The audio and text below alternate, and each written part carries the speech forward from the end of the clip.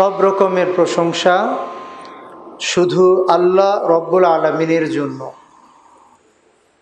যিনি যত রকম সৌন্দর্য আছেন দিয়েছেন, যত রকম নিয়ামত তিনি দিয়েছেন, আমাদের জীবনে যা দরকার সব কিছু তিনি দিয়েছেন। এই জন্য শুকরিয়া আদায়ের জন্য আমরা বলি আলহামদুলিল্লাহ। আলহামদুলিল্লাহ অর্থই হইল সব রকম প্রশংসা শুধু আল্লাহর জন্যে, কারণ এই সব কিছুর আসল মালিক তিনি। আমাদেরকে যদি কেউ কিছু দান খয়রাত করে আমরা তাকে ধন্যবাদ দিই, কিন্তু আসলে তিনি যে দান করলেন এটা তার জিনিসও না, আল্লাহ দিয়েছেন, তার মাধ্যমে আমরা পাই। কাজে আসল প্রশংসা তো শুধু আল্লাহরই হবে।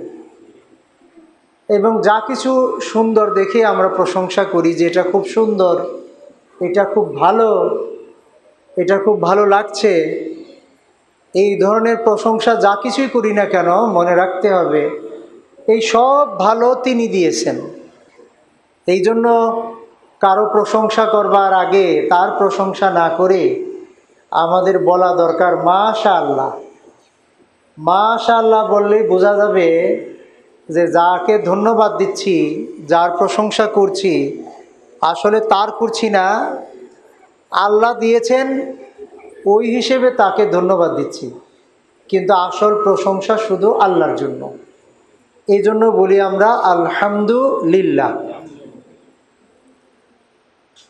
আপনারা জানেন গ্রাম এলাকায় বসবাস করলে অনেক কিছুই দেখা যায়। অনেক পোকামাকড় থাকে, ছোট ছোট ব্যাঙ থাকে, নানান কিছু থাকে।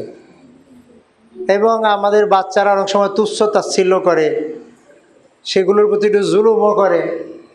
একবার যদি ভাবি যে আমিও যদি ওরকম হতাম, আমি যদি একটা ছোট্ট ব্যাঙ হতাম বা এমন একটা ছোট্ট সাপ হতাম, বাচ্চারা মেরে ফেলতো, একটা মশা হতাম, মানুষ থাপ্পড় দিয়ে মেরে ফেলতো, তাহলে আমার আপনার জীবনের কি দাম থাকতো? আল্লাহ আমাদেরকে ওরকম কিছুই বানান নাই। আমাদেরকে খুব বুদ্ধি দিয়ে, আমাদের ব্রেন দিয়ে আমাদেরকে মানুষ হিসেবে পৃথিবীতে পাঠিয়েছেন। এজন্য তাকে আমরা শুকরিয়া জানাই, বলি আলহামদুলিল্লাহ। মানুষ হলো এমন জাতি, সে হয়তো হাতির সমান বড় না, তিমি মাছের সমানও বড় নয়। এমনকি একটা অটো রিক্সা যে জোরে যায়, তার সাথে ধাক্কা লাগলে আমরাই আহত হই, আমাদের হাত পা ভেঙে যায়। তার মানে আমাদেরও ওরকম শক্তি নেই, অত শক্ত না। কিন্তু সেই মানুষের মাথায় আল্লাহ এত বুদ্ধি দিয়েছেন যে পাখি যত উপরে দিয়ে উঠে তারও উপর দিয়ে আমরা প্লেন চালিয়ে যেতে পারি, সাগরের বুকে জাহাজ চালিয়ে যেতে পারি। এই সব কিছু বুদ্ধি, হিকমত, জ্ঞান দিয়ে তিনি আমাদেরকে পৃথিবীতে পাঠিয়েছেন, আমরা যেন পৃথিবীটা পরিচালনা করতে পারি। পৃথিবীর যে নিয়ম কানুন, চলাফেরার যে নিয়ম কানুন, বসবাসের যে নিয়ম কানুন, ফসল ফলানোর যে নিয়ম কানুন, কত রকম কাজ তিনি দিয়েছেন। আমরা অন্য প্রাণীদের জন্য খাবার উৎপাদন করি, আমরা সুন্দর বাগান তৈরি করি, সুন্দর বাড়ি তৈরি করি। এই সব কিছু তিনিই তো আমাদের বুদ্ধি দিয়েছেন, হিকমত দিয়েছেন।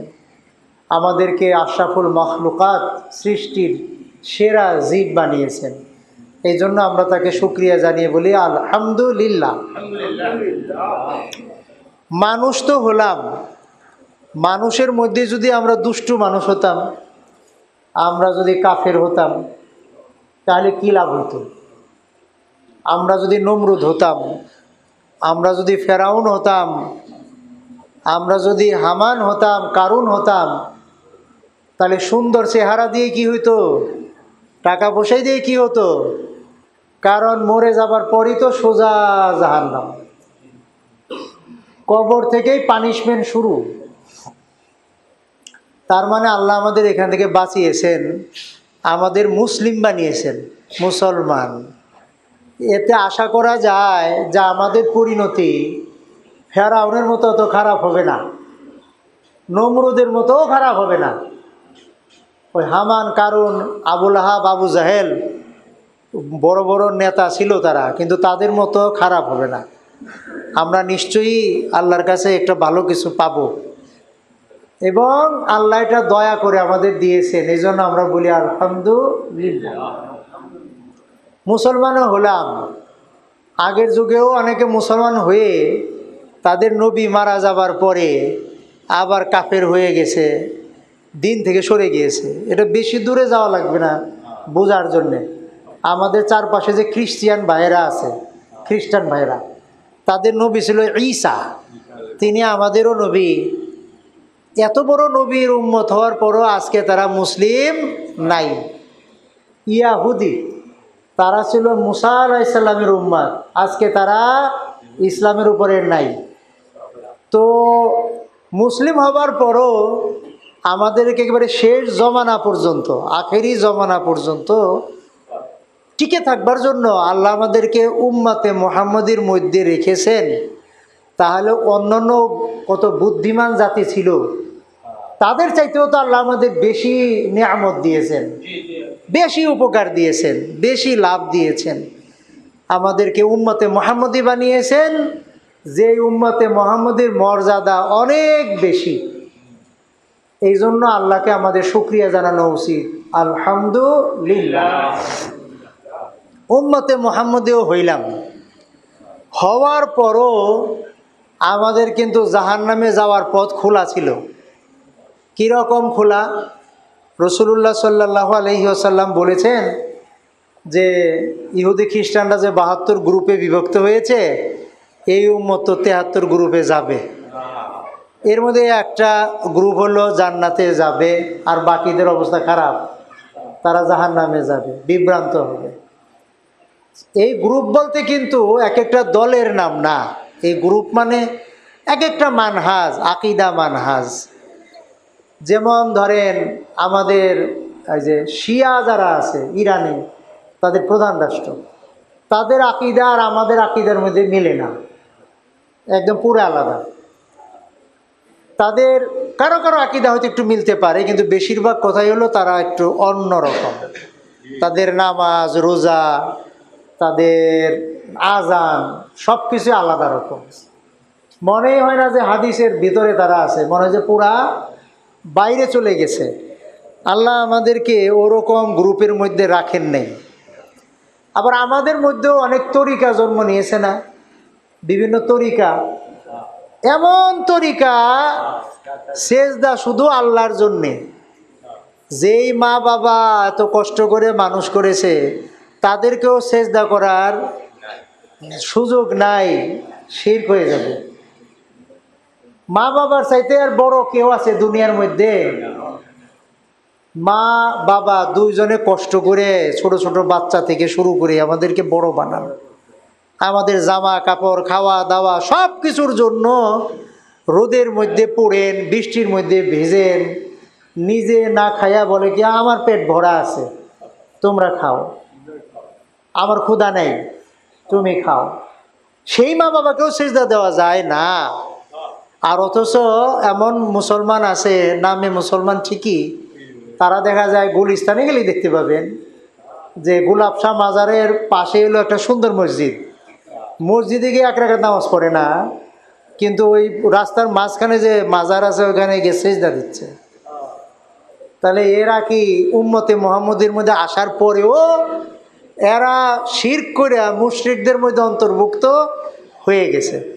আল্লাহ আমাদেরকে এমন মুসলমান বানান নাই,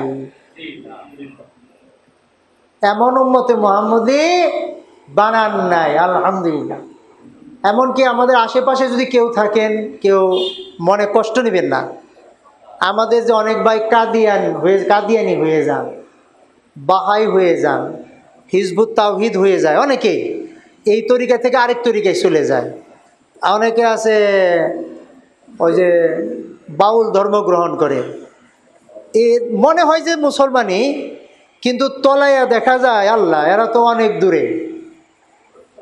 কোরআন হাদিসের যে ইসলাম, এর সাথে কোনো মিলই খুঁজে পাওয়া যায় না। তাদের নামাজও বলে রাখে না, তারা কি করে না করে একটু অন্যরকম, এমনকি তারা নবীকে শেষ নবী হিসেবে মানেও না, এরকম মানুষ। তো এরা একদম উম্মতে মুহাম্মদী থেকে অনেক দূরে চলে গেছে। এই জন্য বলছিলাম যে উম্মতে মুহাম্মদী হইলাম, এজন্য তো আল্লাহকে শুকরিয়া, আলহামদুলিল্লাহ। কিন্তু হওয়ার পরেও তো বিপদ ছিল।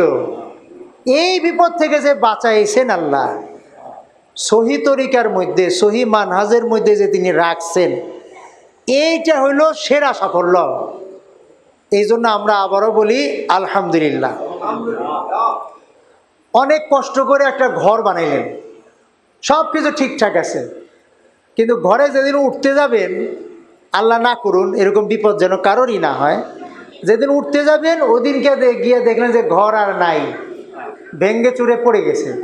তাহলে এত দিনের যত সাফল্য ছিল শেষে এসে কি জিরো।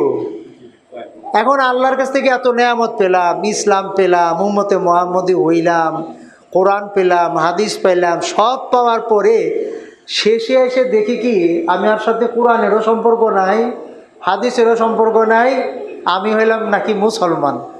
তাহলে আমার সব সম্মান জিরো হয়ে গেল। এই জন্য আল্লাহকে আমরা জানাই শুকরিয়া, আলহামদুলিল্লাহ। আল্লাহকে শুকরিয়া জানাবো কিভাবে? আল্লাহকে কি বলবো থ্যাংক ইউ? আল্লাহ শিখিয়ে দিয়েছেন, থ্যাংক ইউ না। প্রত্যেক দিন, প্রত্যেক নামাজে, প্রত্যেক রাকাতে আলহামদুলিল্লাহি রব্বিল আলামিন, সব প্রশংসা আল্লাহর জন্য। তাহলে আল্লাহকে থ্যাংক ইউ জানানোর, প্রশংসা জানানোর ভাষা কি হবে? আল্লাহ সেটা আমাদের শিখিয়ে দিয়েছেন, তার নবীর মাধ্যমে কোরআন আমাদের কাছে পৌঁছিয়ে দিয়েছেন। এবং আমরা এই জন্যই যখনই আল্লাহকে আমাকে শুকরিয়া দেবার কথা মনে পড়বে, তখনই অটোমেটিক চলে আসবে আলহামদুলিল্লাহ। আমাদের যখন যদি কেউ জিজ্ঞেস করে কেমন আছেন, আমরা বলে আছি মোটামুটি, ব্যবসা বাণিজ্য চলছে, এইভাবে বলা যাবে না। সুখে থাকেন আর দুঃখে থাকেন, বলতে হবে কি আলহামদুলিল্লাহ। যদি এমন কষ্টে থাকেন যে আলহামদুলিল্লাহ বেরোচ্ছে না, তাও তো অন্তত বলবেন আলহামদুলিল্লাহ আলা কুল্লি হাল। যে হালেই থাকি না কেন তবু আল্লাহর প্রশংসা, এটা বলে লাভ আছে। হাসরের দিনে আমাদের মিজানের পাল্লাটা নেকি দেয়া ভরে যাবে, সুবহানাল্লাহ। আসমান জমিনের মাঝখানটা নেকি দেয়া ভরে যাবে, সুবহানাল্লাহ। আসমান জমিনের মাঝখান যে ফাঁকাটা, এটা কি এতটুক ফাঁকা নাকি? 1 মাইল 2 মাইল মাপতে পারবে? তাহলে এটা যদি নেকি দেয়া ভরে যায়, তাহলে আমার আপনার কপাল কত ভালো না? দ্বিতীয়ত আমরা দরুদ এবং সালাম পেশ করছি আমাদের প্রিয় নবী মুহাম্মদুর রাসূলুল্লাহ সাল্লাল্লাহু আলাইহি ওয়াসাল্লামের প্রতি। আল্লাহুম্মা সাল্লি আলাই, আল্লাহুম্মা বারিক আলাই। তার পরিবার পরিজন, তার সাহাবী, সবার প্রতি আল্লাহর রসম রহমত বর্ষিত হোক। এমনকি বাবা আদমের যুগ থেকে শুরু করে আজ পর্যন্ত এবং আগামী দিনেও যারা আল্লাহর পথে চলবেন, যারা চলবেন, আল্লাহ তাদেরকে প্রিয় মানুষ হিসেবে কবুল করুন, আমাদেরকেও কবুল করুন। সম্মানিত উপস্থিতি, এই যে মসজিদ, এই যে গ্রাম, আগেও যারা মসজিদের খেদমত করেছেন, সমাজের কাজ করেছেন, আল্লাহ তাদেরকে উত্তম পুরস্কার দান করুন। আর এই যে মসজিদ হচ্ছে, এর খেদমতে আছেন, কেউ টাকা দিয়ে, পয়সা দিয়ে, কেউ অনুদান দিয়ে, কেউ মুসল্লি হয়ে এখানে আছেন, আল্লাহ সবাইকে এসবের বিনিময়ে উত্তম পুরস্কার দান করুন। তো আজকে আপনাদের এখানে এসেছি আমি। আমার বাড়ি খুব বেশি দূরে বলবো না, ঢাকার ধামরাইতে, কিন্তু বসবাস করি সাভারে। এই এলাকায় আসছিলাম আজ থেকে বোধহয় 15 বছর আগে। এরপরে তো আমি সৌদি আরবে চলে যাই, ওখানে ইউনিভার্সিটিতে শিক্ষকতা পেশায় যোগদান করি। তো 22 সালে দেশে আসলেও এই 26 সালে আপনাদের সাথে আবার দেখা হলো। এর আগে দৌলতপুর এলাকায় গিয়েছি, তো অনেক দিন পরে আসলাম। আমি মোহাম্মদ আসাদুল ইসলাম। আমি আসছি আমার দায়িত্বের কারণে। আপনারা জানেন সারা দেশে এমনকি বিদেশে তাওহীদ এবং সুন্নাহর কথা মানুষকে বোঝাবার জন্য আমাদের একটা সংগঠন আছে, যেটার নাম বাংলাদেশ জমিয়তে আহলে হাদিস। এই সংগঠনের গত অক্টোবরে যে আমাদের নতুন কমিটি হইল, সেই কমিটিতে আমাকে সেক্রেটারি জেনারেলের দায়িত্ব দেওয়া হয়েছে। সবাই মিলা এই বুদ্ধি করে আমাকে সেক্রেটারি জেনারেল দিয়েছে। আমি আবারও বিদেশ যেতে চাইছিলাম, কিন্তু আটকা পড়ে গেছি। এই দায়িত্বের কারণে আপনাদের এলাকায় আমার আশা লাগবে, সেই হিসেবে আশা যে আপনারা জমিয়তের সাথে আছেন, আপনাদের সাথে দেখা সাক্ষাৎ করা দরকার, এই জন্য আপনাদের কাছে আসা। তো আপনাদের দোয়া নেওয়া, আপনাদের পরামর্শ নেওয়া, সেই অনুসারে আমাদের দাওয়াতি কাজ আরও বৃদ্ধি করা, এই কাজের জন্যই কিন্তু এখানে আসা। তো আমি যে মাসে আপনাদের কাছে আসলাম, এই মাসে সারা দেশে কিছু ঝামেলা হয়।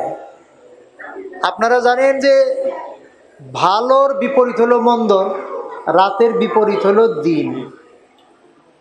ঠিক তেমনি তাওহীদের বিপরীত হলো শিরক।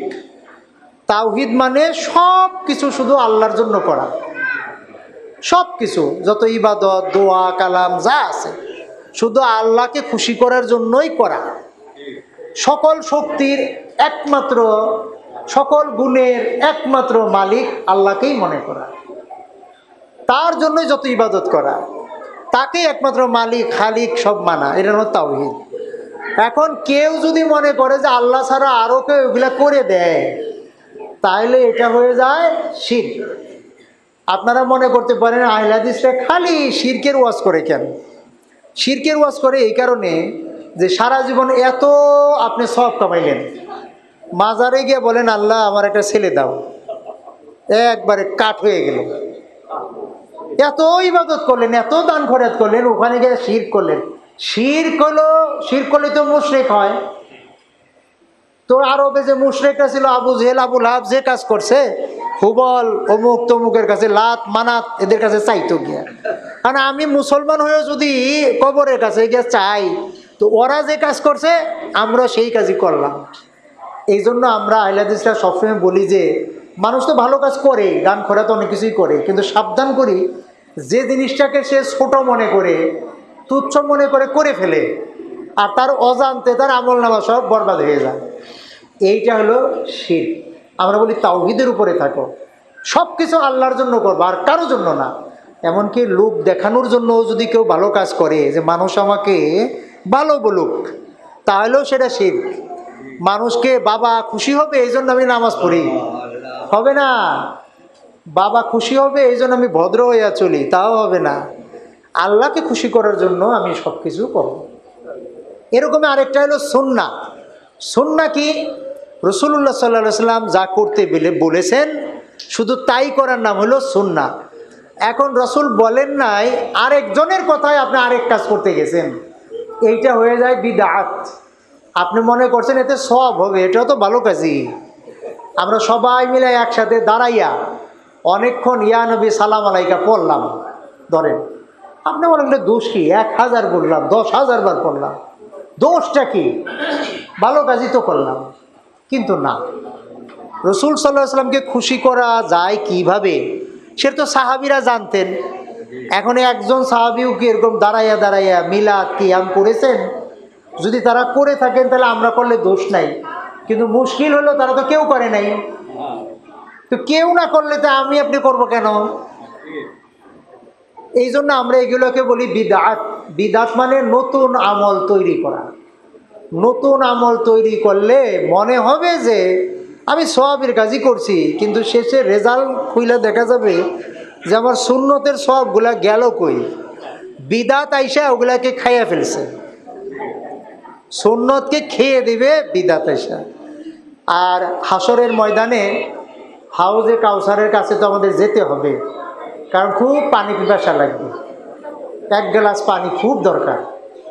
পানি তো কোথাও পাওয়া যাবে না, যে হাউসটা আছে যেটার নাম কাউসার, সেইখানেই পানি আছে।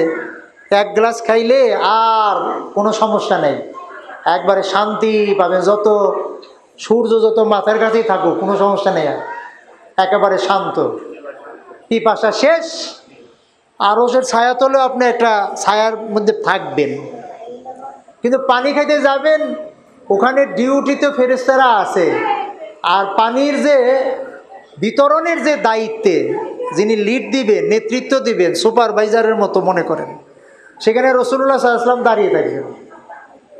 কারণ উনি যাকে বলেন ওকে খাওয়াও, ফেরেশতারা তাকে খাওয়াবে।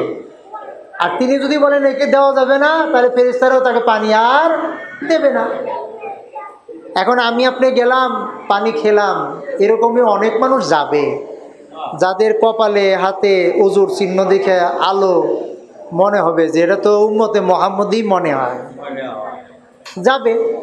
কিন্তু ফেরেশতারা গেট বন্ধ করে দেবে, পর্দা খুলে দেবে, মানে স্টপ। পুলিশ যেমন ওই যে রাস্তায় ব্যারিকেড দেয় না, গাড়ি যাইতে দেয় না, ঘুরে যাও, ওরকম দিয়ে দিবে ব্যারিকেড। এখন এই লোকেরা বলবে হাই হাই কি হইল। আমাদের রাসূল সাল্লাল্লাহু আলাইহি ওয়াসাল্লাম বলবেন যে ওদের থামাইলে কেন, দেখে তো মনে হচ্ছে আমার উম্মতি মনে হয়। বলে আপনি জানেন না, আপনি মারা যাবার পরে ওরা কি করছে, ওরা অনেক কিছু করছে যেটা আপনি জানেন না। আমাদের অনেক লোকে মনে করে রাসূল হলো হায়াতুন নবী, মানে আমাদের মতোই জীবিত, এরকম মনে করে। অথচ এখান থেকেও প্রমাণ পাওয়া যায় যে আল্লাহ তাকে যতটুকু জানাবার ততটুকু জেনেছেন, কিন্তু মারা যাবার পরে আমরা যা যা করি সব কিছু তাকে তার জানারও সুযোগ দেওয়া হয় নাই। এখন কি হলো, তখন ফেরেশতারা যখন এই কথা বলবেন, তখন রাসূল সাল্লাল্লাহু আলাইহি ওয়াসাল্লামও রাগ করবেন। সুহুকান সুহুকান, মানে গেট আউট, চলে যাও। লিমান গাইয়ারা বাদি, যারা আমার দিনকে এবার চেঞ্জ করেছো, গাইয়ারা মানে চেঞ্জ করেছো, আউট, পানি আর খাওয়া লাগবে না। তো এই লোকগুলো তো সারা জীবন অনেকে আমল করেছে না, নামাজ রোজা করেছে না, কিন্তু বিদাত ঢুকে গেলে আমলগুলা চেঞ্জ হয়ে যায়। আর চেঞ্জ হলে এই রেজাল্ট নিয়ে রাসূলুল্লাহ সাল্লাল্লাহু আলাইহি ওয়াসাল্লামের সিগনেচার পাওয়া যাবে না। আপনি হেডমাস্টারের কাছে যান যে আমার সার্টিফিকেট সিগনেচার দিয়ে দেন, রাসূল সাল্লাল্লাহু আলাইহি ওয়াসাল্লাম আপনাকে সাফায়াত করবে না। এই জন্য আহলে হাদিসরা সব সময় দুইটা ওয়াজ বেশি করে, শিরক করেন না, বিদাত করেন না। বাকি আমল তো সবাই কম বেশি করে, সে যে মাযহাবেরই হোক, যেই তরিকারই হোক, মোটামুটি সবাই ভালো কাজ অনেক করে, দান খয়রাত, সাহায্য সহযোগিতা। কিন্তু দুইটা জিনিস যে আমলগুলোকে নষ্ট করে দেয়, এই ওয়াজটা অন্য জায়গায় কম করা হয়, যে কারণে ওই সব জায়গায় এই ওয়াজটা বেশি আমাদের করতে হয়। বেশি করে না করলে সতর্ক করবে কি? আপনারা জানেন যে আল্লাহ রাব্বুল আলামিন বলেছেন যে রাসূল সাল্লাল্লাহু আলাইহি ওয়াসাল্লামকে মহব্বত করতে হবে, এটা আল্লাহ আমাদের কাছে চান। কেন চান? আমাদের যারা মুসলিম নয়, আমরা অনেক সময় বলি মাইকেল সার্ট, তিনি দি 100 বই লিখেছেন, 100 জন মানুষের তালিকা করেছেন, তার মধ্যে প্রথম নম্বরে আমাদের নবী সাল্লাল্লাহু আলাইহি ওয়াসাল্লামের নাম লিখেছেন যে হি ইজ দ্য বেস্ট, সবার সেরা। আচ্ছা, এখন কেন লিখেছেন? আপনি একটু বইটা পড়ে একটু বোঝার চেষ্টা করে দেখবেন যে মানুষের কল্যাণের জন্য সবচেয়ে কষ্ট, সবচেয়ে স্যাক্রিফাইস বেশি করেছেন হলো আমাদের প্রিয় নবী মুহাম্মদুর রাসূলুল্লাহ সাল্লাল্লাহু আলাইহি ওয়াসাল্লাম। কষ্টের সীমা নাই, এত কষ্ট করেছেন। শারীরিকভাবে তাকে মারা হয়েছে, তাই না? তাইফে মারা হয়েছে না? আবু জেহেল্লা নারী বুড়ি তার নামাজ পড়ার সময় মাথার উপরে দিয়ে দিয়েছে না? কি কষ্ট দেয় নাই? রাস্তার মধ্যে কাটা পুঁতে রেখেছে না? যুদ্ধ করেছে না তার বিরুদ্ধে? যুদ্ধে তিনি আহত হয়েছেন না? মানুষ হিসেবে, মানে রক্ত মাংসে তিনি আমাদের মতো ছিলেন, কিন্তু চরিত্রের দিক থেকে তিনি ছিলেন মহামানব, তুলনাহীন। কিন্তু রক্ত মাংসে কিন্তু আমাদের মতোই, আহত করলে রক্ত বের হয়েছে। কেউ কেউ আবার নূরের নবী বইলে আবার একটু ভেজাল লাগাই দেয়। নূর মানে তো আলো, এটা হলো উপমা। তিনি একটা আলোর মতো, মানে তিনি হেদায়েতের আলো নিয়ে এসছেন, জাহিলিয়াতের অন্ধকার, শিরকের অন্ধকার দূর হয়ে গেছে। তাই বলে তিনি ফিজিক্যালি আলোর তৈরি না। এই যে আলো, এই আলো এরকম ফিজিক্যালি আলোর তৈরি না।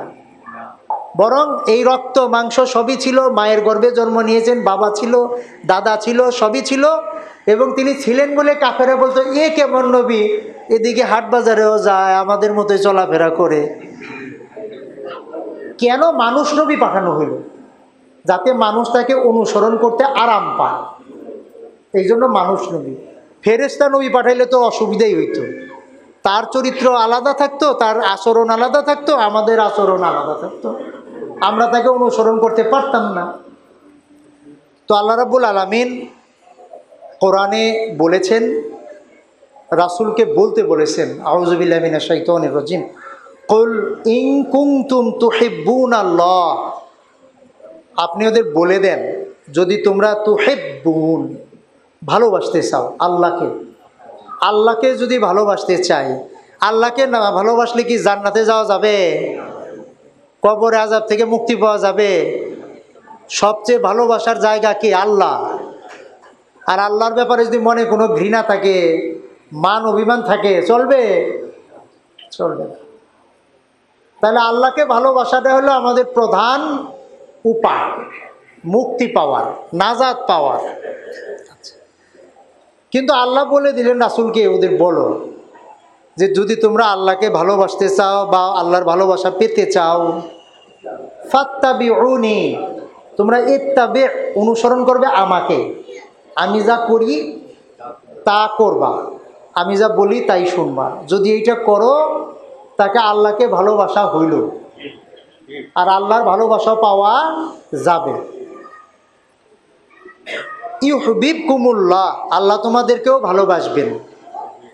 আমাকে মানলে আল্লাহ ভালোবাসবেন। দেখেন কি সুন্দর ফায়দা। আল্লাহকে ভালোবাসতে চাইলে বা আল্লাহর ভালোবাসা পেতে চাইলে কাজ কি? একটা, নবীর সুন্নাত অনুসরণ করতে হবে। ওয়া ইয়াগফির লাকুম, তোমাদের ইয়াগফির, ক্ষমা করে দেবেন। তোমাদের তো ভালোবাসবেনই, যা ভুল ত্রুটি করেছো জীবনে এগুলা মাফ করে দেবেন। সুবহানাল্লাহ। যুনুবাকুম, তোমাদের পাপ। আল্লাহু গফুরুর রহিম, আর মনে রাখো আল্লাহ গফুর, তিনি ক্ষমা করেন, ক্ষমাশীল। রহিম, তিনি দয়ালু।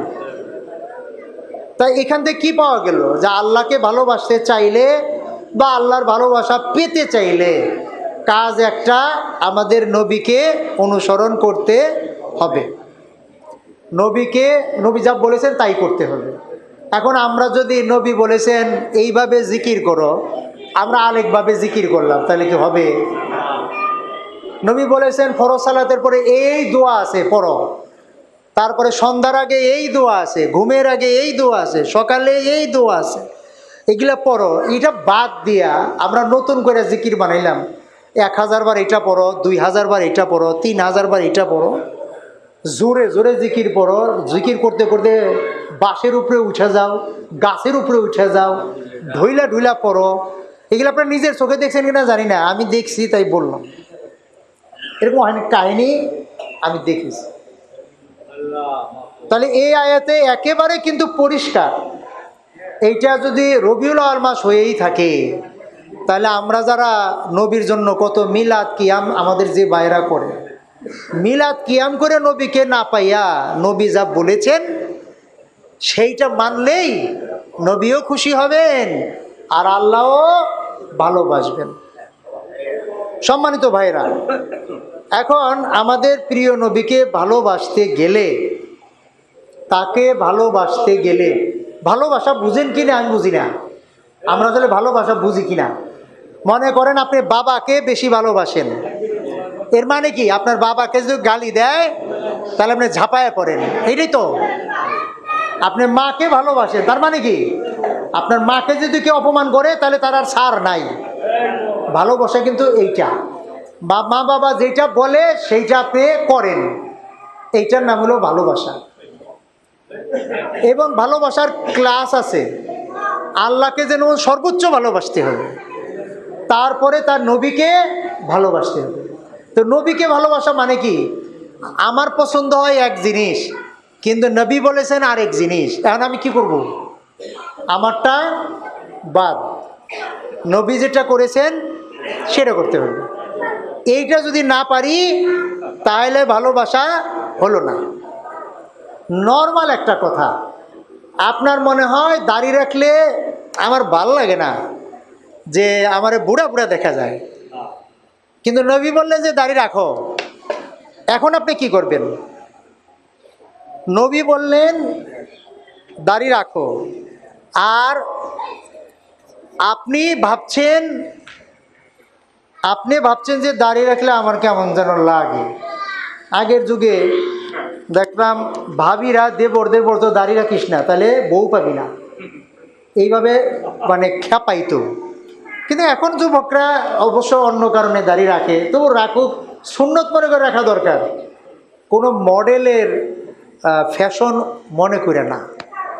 যে ও মুখে দাড়ি রাখছে সুন্দর দেখা যায় তা আমিও রাখলাম, তা না।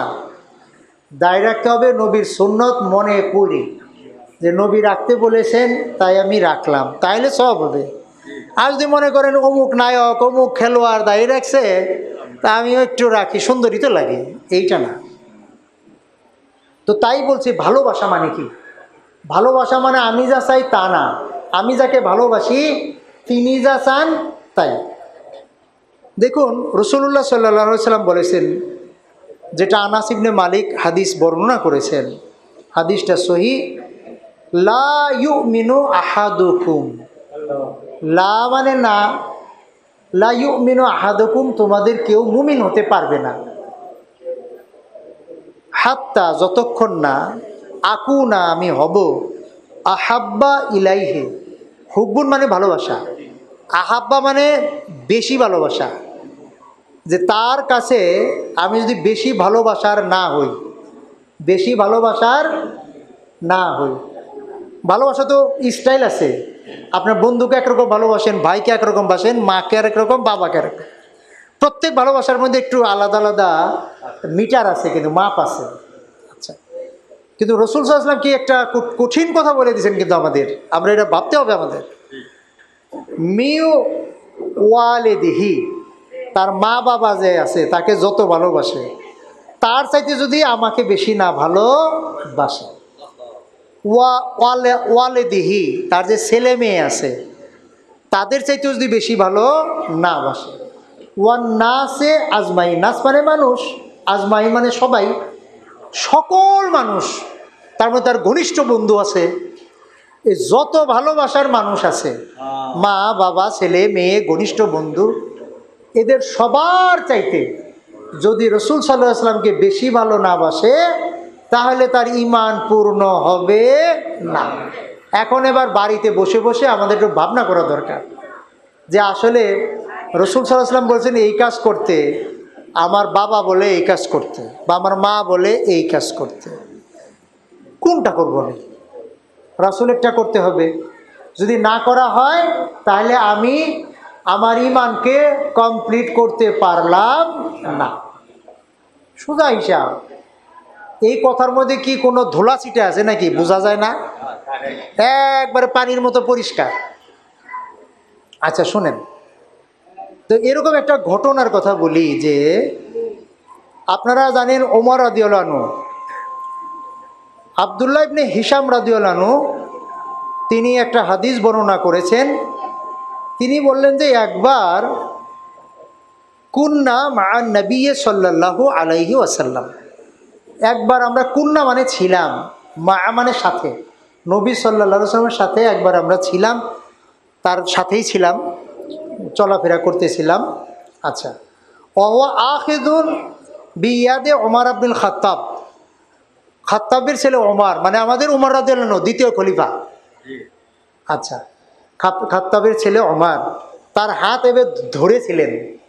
আমরা অনেক সময় ঘনিষ্ঠ বন্ধুদের হাত ধরে হাঁটি না, রাসূল সাল্লাল্লাহু আলাইহি ওয়াসাল্লাম ওমরকে ভালোবাসতেন, তার হাতটা ধরেই ছিলেন তিনি, ধরা অবস্থায়। সেই যে ধরা অবস্থায় ছিলেন, ওমর রাদিয়াল্লাহু আনহু তো ভালো লাগতেছিল, তাই না? আল্লাহর নবী তার হাত ধরে রাখছে, আমাদেরও ভালো লাগবে না? আমাদেরও তো ভালো লাগতো, আমরা যদি ওই যুগে থাকতাম। তো ওই সময় ওমর রাদিয়াল্লাহু আনহু বললেন, ফাকাল লাহু ওমর, ওমর তখন বললেন রাসূল সাল্লাল্লাহু আলাইহি ওয়াসাল্লামকে, ইয়া রাসূলুল্লাহ, হে আল্লাহর রাসূল, লা আনতা আহাব্বু ইলাইয়া, আপনি আমার কাছে সবচেয়ে বেশি প্রিয়, বেশি ভালোবাসি। মিন কুল্লি শাই, সব কিছুর চাইতে, কুল্লি মানে সব, সব কিছুর চাইতে, ইল্লা মিন নাফসি, কিন্তু আমার নাফস, আমার নিজের চাইতে না। সব কিছুর চাইতে ভালোবাসি, খালি আমার নিজেরটা আলাদা, নিজেকে আমি আরেকটু বেশি ভালোবাসি। কথাটা বুঝছেন? দুনিয়ায় যা কিছু আছে সবার চাইতে বেশি ভালোবাসি, কিন্তু আমার চাইতে না, আমার নিজের জীবনটাকে আমি আরেকটু বেশি ভালোবাসি। কথাটা স্বাভাবিক, ন্যাচারাল। এখন উদাহরণটা দেখেন কি চমৎকার। আমরা আগের হাদিস যেটা পড়লাম এটা ক্লিয়ার হচ্ছে এখানে। ফাকাল নবী সাল্লাল্লাহু আলাইহি ওয়াসাল্লাম, তারপরে কল মানে বললেন, নবী সাল্লাল্লাহু আলাইহি ওয়াসাল্লাম বললেন, লা, না, ওয়াল্লাযী নাফসি বিয়াদিহি, আমার নাফস, আমার জীবন যার হাতে, তার কসম করে বলছি। তিনি কে? আল্লাহ। তার কসম করে বলছি উমর, হবে না। হাত্তা আকুনা আহাব্বা ইলাইকা মিন নাফসিক, তোমার যে জীবন তার চাইতে যদি আমারে বেশি ভালো না বাসো তাহলে হবে না। একেবারে ক্লিয়ার কাট কথা। ফাকালা লাহু উমর, তো উমর রাদিয়াল্লাহু তো ভাবছেন যে কথাটা কত শক্ত। এইবার আল্লাহ নবীর সাহাবীরা দেখেন কত মাপের ছিলেন। আমরা যেমন একটা কিছু চিন্তা করে টাইম নেই, ভাবি কত সময় নেই, পারবো না, কিন্তু দেখেন এই কথা শুনে তিনি বললেন, ফাইন্নাউল আন, তাহলে ঠিক আছে, এখন আল্লাহে, আল্লাহ শপথ, লা আনতা আহাব্বু ইলাইয়া মিন নাফসি, আমার নিজের জীবন থেকে এখন বেশি প্রিয় আপনি। আমার সিদ্ধান্ত পরিবর্তন, মানসিক অবস্থা চেঞ্জ করে দিলাম, এখন থেকে আমার নিজের জীবনের চাইতে আপনি বেশি প্রিয়। ফাকাল নবী সাল্লাল্লাহু আলাইহি ওয়াসাল্লাম, এবার প্রিয় নবী বলছেন, আল আন ইয়া উমর, এখন ঠিক আছে উমর, এইবার ঠিক আছে। ব্যাখ্যা ক্লিয়ার? আচ্ছা, আমরা যদি এখন নবী সাল্লাল্লাহু আলাইহি ওয়াসাল্লামকে ভালোবাসতে চাই, তাহলে আমাদেরকে কোরআন এবং হাদিস বেশি বেশি কি করতে হবে? পড়তে হবে, মানতে হবে, জানতে হবে কোনটা নবীর সুন্নাত, আমি কোনভাবে খাইলে নবীর সুন্নতের মতো হয়, কোনভাবে বসলে নবীর সুন্নতের মতো হয়, নবী সাল্লাল্লাহু আলাইহি ওয়াসাল্লাম কেমন পোশাক পরতেন, কিভাবে পরতেন, আমি কি টাকনুর নিচে পোশাক পরবো নাকি টাকনুর উপরে পরবো, তারপরে তিনি রাস্তা দিয়ে কীভাবে হাঁটতেন, এরকম বুক উঁচু করে হাঁটতেন নাকি এরকম ভদ্রভাবে হাঁটতেন, তিনি বড়দের সামনে কিভাবে কথা বলতেন, তিনি কিভাবে মানুষকে সাহায্য করতেন, টাকা দিয়ে সাহায্য, খালি সাহায্য নাকি কতভাবে সাহায্য করা যায়, তিনি কি কি কাজ করতেন, তিনি কিভাবে খেতেন, তিনি কি বেশি বেশি খাইতে চাইতেন নাকি একটু মাপ মতো খাইতেন, তিনি কি বড়দের ভালোবাসতে বলেছেন, ছোটদের স্নেহ করতে বলেছেন নাকি ধমকাধমকি করতে বলেছেন, এগুলো সব কাজে কিন্তু এখন হিসাব করতে হবে যে আমি তাহলে কি ঠিক আছে কিনা। আমি যদি ঠিক না থাকি তাহলে তো আল্লাহকেও ভালোবাসা পাওয়া যাবে না, আল্লাহর ভালোবাসাও পাওয়া যাবে না, আল্লাহকে ভালোবাসাও যাবে না। তাহলে আমার অবস্থাটা কি হবে? এখন আমি এখন কি করব? আমি মনে করি কথা মোটামুটি পরিষ্কার যে রাসূলুল্লাহ সাল্লাল্লাহু আলাইহি ওয়াসাল্লামের ব্যাপারে আমাদের সবসময় মনোযোগ দিতে হবে। তো এটা কিভাবে বাড়াবো? এক হলো হাদিস পড়া, হাদিসে জানা যায় তিনি কি করতে বলেছেন। আর সবার জন্য আরেকটু সহজ পথ আছে, নবী সাল্লাল্লাহু আলাইহি ওয়াসাল্লামের জীবনী আছে, জীবনী বাংলা, এই জীবনীগুলা বেশি বেশি পড়া। তিনি কি কি কাজ করতেন, এই যে কাবা ঘরে হাজরে আসওয়াদ বসাবেন, তার পাথরটা কিভাবে বসানো যায়, একাই বসাই দেব নাকি সবাইকে নিয়ে বসাবো? তো গ্রামে যখন কোনো কাজ করেন আপনারা, ধরেন মসজিদ উদ্বোধন করবেন বা ভালো একটা কাজ করবেন, তখন একাই করবেন যে আমি দেখাই আমি উদ্বোধন করেছি এরকম, নাকি সবাইরে ডাকবেন, এই সবাই আসেন আমরা একসাথে করি সব কাজেই? এখান থেকে কিন্তু শেখার আছে অনেক কিছু, যে তার জীবনীতে তিনি যা যা করেছেন আমাদেরকে তাই করতে হবে। আপনি যদি পড়তে না পারেন সমস্যা নাই, ইমাম সাহেবকে বলুন, ইমাম সাহেব আপনি আমাদের প্রতিদিন রাসূল সাল্লাল্লাহু আলাইহি ওয়াসাল্লামের জীবনে একটু একটু করে শোনাইবেন। শুনেও ছাত্র হওয়া যায়, পড়েও ছাত্র হওয়া যায়, দুইভাবেই হওয়া যায়। তাহলে আমাদের এই কাজটা করতে হবে। সম্মানিত ভাইয়েরা, আমরা মূলত আসলে এটাই চাই যে আল্লাহ রাব্বুল আলামিনকে পেতে গেলে আমাদের মাধ্যম হলো রাসূলুল্লাহ সাল্লাল্লাহু আলাইহি ওয়াসাল্লামের সুন্নাত। ডানে বামে আর কিছু তাকানোর দরকার নাই। অমুক কি বললেন, তমুক কি বললেন, যত বড় মানুষই হন, কারণ তার কথার মধ্যেও তার ব্যক্তিগত কথা কিছু থাকবে।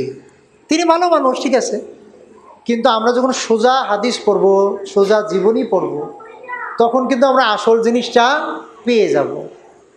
অনেক খিচুড়ি মার্কা ধর্ম চালু হয়ে গেছে। বাউল ধর্ম তার একটা, এই যে কাদিয়ানি, এই যে বাহাই, এই যে আরও কত কিছু বের হয়ে গেছে। এগুলোর দিকে তাকানোরও সময় নেই। তাকাইতে গেলেই মনে হবে যে এটা তো খুব সুন্দর লাগছে, তাহলে ওই দিকে চলে যাবেন। আবার আমাকে একজন বলেছিল, আমি একবার এক পীরের মুরিদের পেছনে দাওয়াতি কাজ করতেছিলাম। তিনি আমাকে একটা কথা বললেন যে আমি কেন মাজারে বা পীরের কাছে যাই, কেন? বলো যে ওখানে ওদের কথাগুলা রসগোল্লার মতো মনে হয়। মানে ওরা এমন সুন্দর সুন্দর কথা বলে আমি গলে যাই।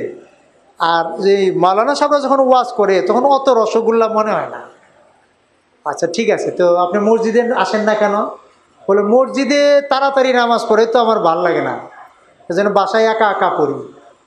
তো ভালো কথা, ফরজ নামাজটা মসজিদে পড়েন, সুন্নতটা বাসায় 3 ঘন্টা ধরে পড়েন, তা তো সমস্যা নেই।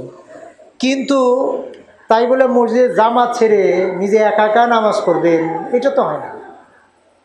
অনেক দিন বোঝানোর পরে যখন তাকে বোঝানো হইল যে এরকম রসগোল্লার মতো মজাদার কথা বলা এক জিনিস, আর নবীর সুন্নত কিন্তু আরেক জিনিস। কারণ নবী সাল্লাল্লাহু আলাইহি ওয়াসাল্লামকে কখনো দেখবেন তাহাজ্জুদের নামাজে, কখনো তাকে দেখছেন মানুষের সাহায্য করতে, কখনো দেখেছেন যুদ্ধ করতে।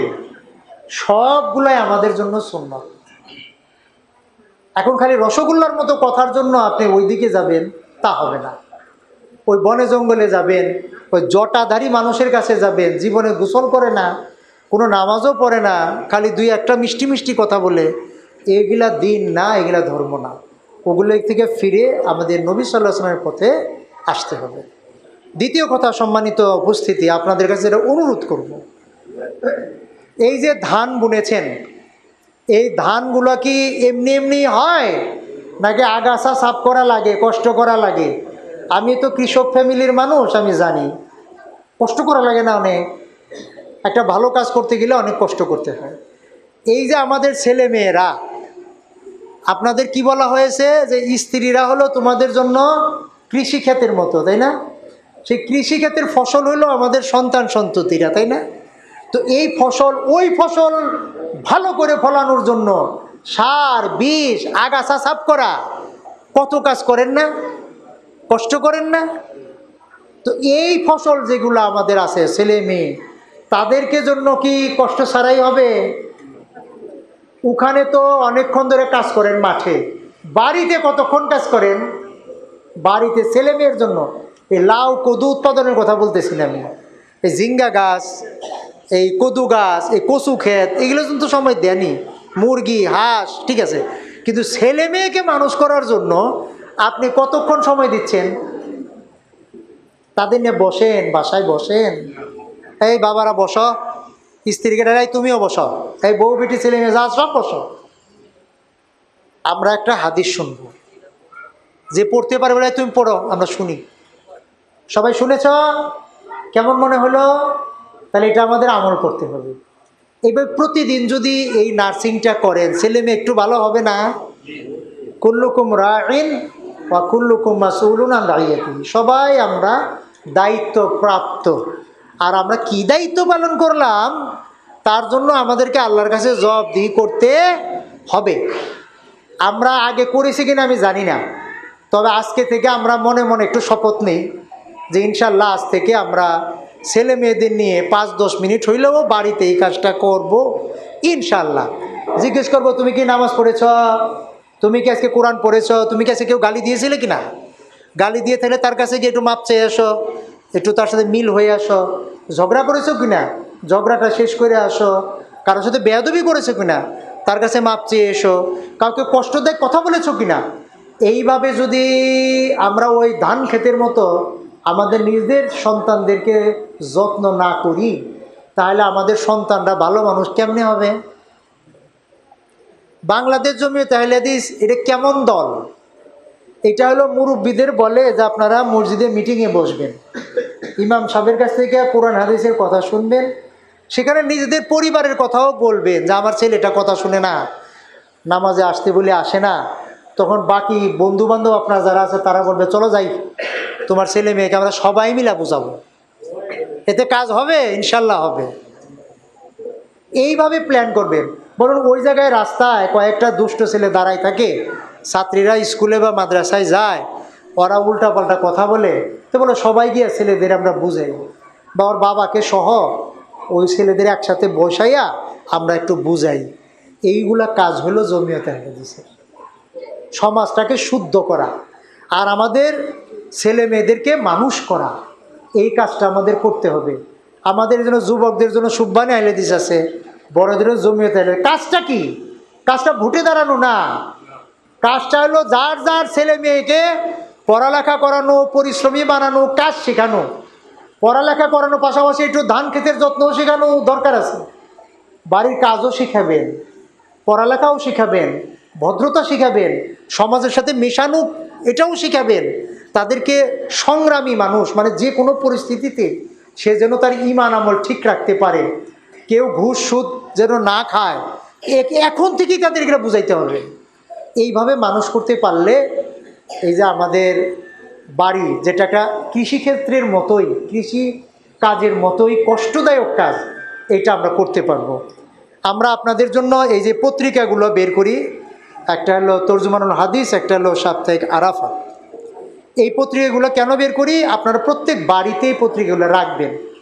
কোনো কিছু যদি পড়ার থাকবে না, এখান থেকে একজনকে বলবেন পড়তে থাকো, এখানে সব সাজানো গোছানো আছে, ফতোয়া যেগুলা বিভিন্ন মাসলা মাসাইল এগুলাও আছে, যা দরকার আপনার আমার সব কিছু এখানে আছে।